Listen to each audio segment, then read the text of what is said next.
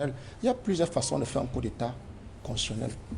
Le coup d'État constitutionnel n'est pas seulement forcément une modification de la Constitution, c'est-à-dire une transformation des Écritures. On peut aussi mener un coup d'État constitutionnel ou institutionnel en refusant catégoriquement de faire vivre la Constitution telle qu'elle a été cousue et brodée. Il y a deux articles qui devraient faire valoir le caractère préventif de la lutte contre la corruption et sont des articles juridiques qui sont encadrés par la corruption, la Constitution. Nous avons l'article 66. Le fameux article 66 de la Constitution de la République qui voudrait que tout détenteur d'un pouvoir de gestion de la fortune publique puisse faire la déclaration de ses biens avant de prendre fonction. C'est un article qui a un caractère dissuasif, mais qui, jusqu'aujourd'hui, malgré la formulation d'un décret d'application, a de la peine, enfin n'est pas opérationnel. C'est le chef d'État qui devrait signer le décret d'application qui a été préparé et qui lui a été transmis, mais il ne signe pas. Il sait pourquoi il ne signe pas. C'est un vide constitutionnel. Nous avons un autre article, l'article 53 de la même Constitution, qui est venu avec les amendements de 2008. La nécessité de créer une haute cour de justice. La nécessité de créer une haute cour de justice, révision de 2008. Parce que la haute cour de justice, qu'elle est décrite autant pour moi, permet de mettre à la disposition de la justice les membres du gouvernement, y compris le Premier ministre et même le président de la République, à le lire. En cas de trahison. En cas de trahison, de haute trahison, pour le président de la République. Oui. Mais pour les membres du gouvernement, en cas de crime, de délit, bref, une infraction. C'est la même cour qui existe en France depuis 1991. Actuellement, vous voyez ici, Dupond-Moretti, qui est le gars de son français, a une affaire, il est en train de passer devant la justice française, la haute cour de justice en France. Or, c'est en 2008 que le constitution camerounais a pensé pour dissuader justement ceux qui sont hautement placés et qui généralement se retrouvent dans les affaires scandaleuses de l'État, l'affaire de la Coupe d'Afrique des Nations, l'affaire du Covid-Gate, l'affaire de Martinez-Zogo, l'affaire de Glencore, où on retrouve en perspective, au sommet, la main très plongée des hauts commis de l'État. Malheureusement, puisqu'il y a un vide juridique, la haute cour de justice n'est pas opérationnelle et n'est pas mise en place. Pourtant, elle a été pensée. Voilà les outils de prévention, les outils préventifs pour endiguer la corruption, qui est devenu le menu préféré sous le régime des Biya, au point où on a l'impression même que la corruption est son levier de gouvernance. Il faut comprendre ça. Or, le président de la République, haut de son rang, la Constitution est claire. Il est garant de l'indépendance judiciaire. Le président de la République assure le fonctionnement régulier des pouvoirs publics. Dans le pouvoir public, mettez d'abord la justice. Dans régulier, il faut mettre la légalité et l'efficacité. Une justice ne peut pas être efficace et libre lorsque ces ordres vont dépendre du chef de l'État, qui peut les activer selon son calendrier. Or, le calendrier du chef de l'État sur les affaires judiciaires n'est pas forcément le calendrier de la soif du peuple. Le peuple pour lequel la justice est rendue, de savoir qu'est-ce qui se passe au niveau de sa fortune publique. C'est pour dire quoi? On assiste là à une sorte de conflit entre le chef de l'État et ses lieutenants. Ces lieutenants que lui-même il a engraissés, à la limite, qui piétinent la justice et influencent, sont capables de dissuader les décisions judiciaires. Mais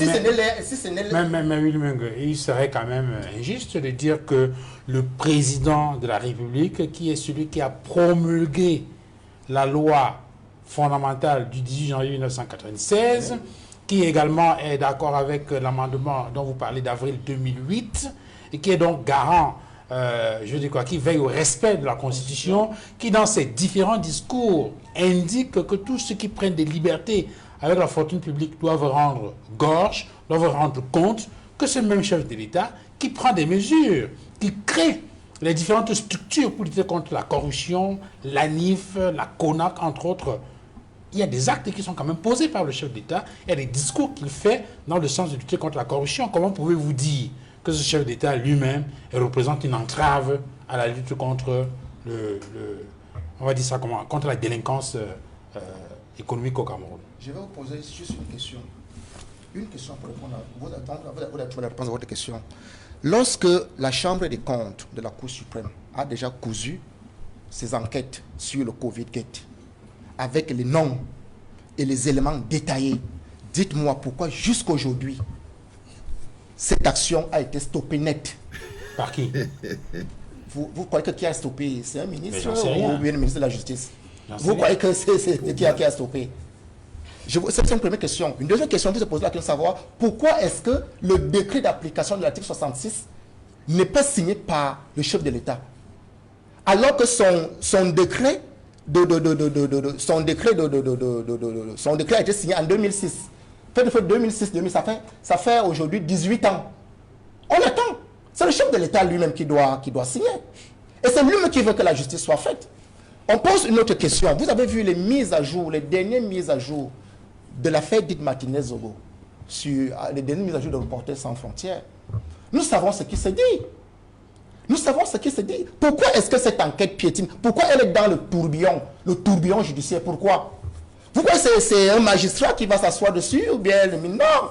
Non. Le chef d'État est garant de l'indépendance judiciaire. Il doit veiller. Il doit être le déclic qui permet à ce que les instruments juridiques préventifs qui doivent dissuader la lutte, qui doivent dissuader la corruption et accélérer la lutte contre la corruption puissent être opérationnels. Vous parlez des institutions qui ont été créées. Vous faites allusion certainement à la CONAC. À la NIF. À la NIF. Au Consupé. Toutes ces institutions-là ne sont que des institutions de constat et agissent avec un ordre. Ces institutions n'ont pas l'autonomie de décision. Elles ne décident pas. Ça veut dire que la CONAC finit son travail, rencontre le chef de l'État. On attend. La NIF finit son travail, rencontre le chef de l'État. On attend. La Chambre des comptes finit son travail, rencontre le chef d'État, on attend, et ça s'accumule. Et lorsque ce que moi, je vais appeler ici les sikoko, c'est-à-dire ces visages d'influence autour du chef de l'État, les sikoko, ce sont les gens, ce sont les hybrides. Ils sont mi-fantômes, mi-humains. Ils sont tellement puissants au point où ils sont capables de dissuader la décision du chef de l'État et l'empêcher de permettre à ce que la justice soit libre. Lorsqu'ils sont impliqués, ils connaissent les faiblesses du chef de l'État. C'est ce qui se passe dans ces dossiers de l'État. Les sikoko, c'est dans quelle langue? Les sikoko, le chef d'État comprend ce qu'on est en train de dire. Les sikoko, ce sont des personnages mythiques qui sont tellement puissants, qui vivent en forêt. C'est-à-dire, ils contrôlent les lois de la forêt, font la loi de la forêt et peuvent même défaire la loi. C'est pour ça qu'on les appelle les hommes-lois. Les hommes-lois, c'est-à-dire ils font et défendent la loi selon leur guise. Bonsoir les enfants. C'est papa. Fini les vacances, la famille, de retour à la clinique. Et je tenais à vous présenter ce bonhomme. Il s'appelle Willy Mengue.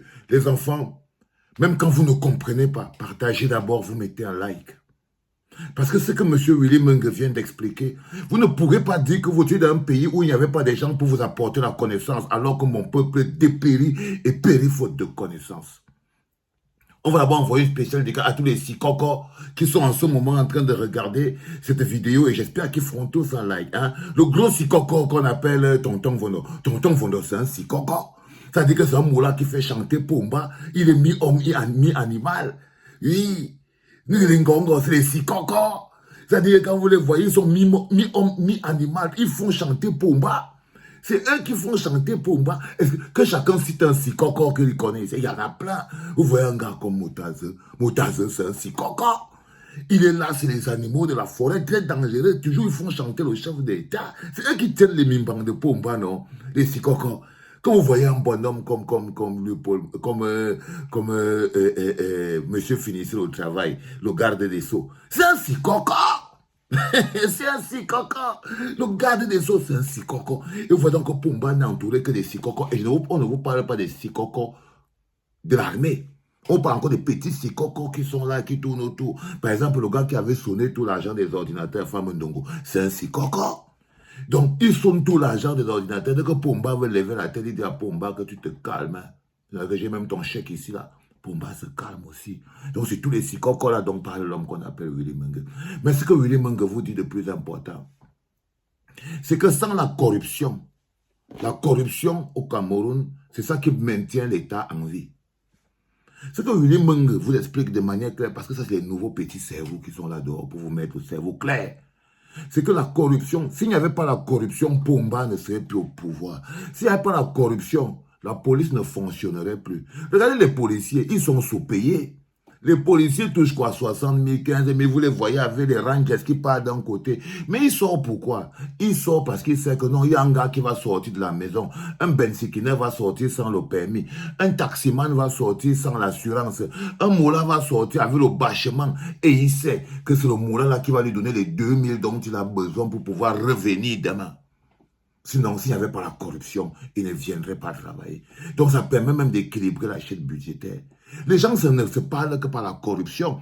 Ce que Willy Mengue essaie de vous dire de manière claire, c'est que c'est même le mode de fonctionnement du Cameroun. S'il n'y avait pas la corruption au Cameroun, soit sûr que rien ne bouge. C'est la corruption qui maintient la suite. C'est que Pomba a mis sur pied un mécanisme de gouvernance par la corruption. Comme ça, tout le monde est mouillé et tout le monde demande. C'est pour ça que vous êtes dans un pays où vous avez des centaines et des centaines de personnes qui détournent, qui font de la corruption, qui prennent tout. Mais il n'y a jamais eu quelqu'un qui a été arrêté pour corruption. On peut arrêter pour détournement de fonds, on peut arrêter pour ceci, mais jamais pour corruption. C'est très important que vous compreniez ce qui nous a mis là. Ok? Willy Mengue vient encore de dire quelque chose, parlant des coups d'État constitutionnels. Il vous explique de manière claire et nette que le rôle de Pomba, c'est de garantir l'indépendance de la justice. Ce n'est pas de prendre la justice et de mettre à son service. Est-ce que vous comprenez même ce que je dis? Pourquoi on n'a pas donc encore atteint les 1000 partages? Je vous ai dit, même si vous ne comprenez pas, vos enfants vont comprendre. Même si vous-même, vous ne comprenez pas, partagez d'abord. Ça va vous aider. C'est important à comprendre. Si vous ne voyez pas l'impact, le mal que la corruption a fait dans notre pays, comment c'est que la corruption peut être utilisée pour paralyser les pensées? Si aujourd'hui vous avez la haine dans le cœur, c'est à cause de la corruption. Si aujourd'hui vous parlez toujours en termes de choco, donne-moi un peu, c'est parce que le gars vous a mis la corruption dans les os. Aujourd'hui tu entends, il ne m'a même rien donné.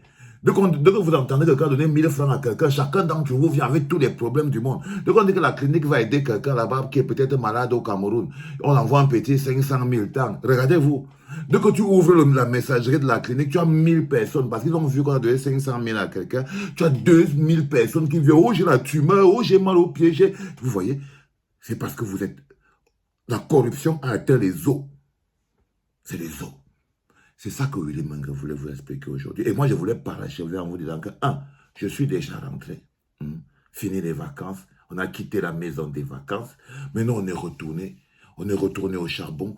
Bienvenue à la clinique. Je voulais vous dire que je suis tout à fait content de vous voir. C'était papa.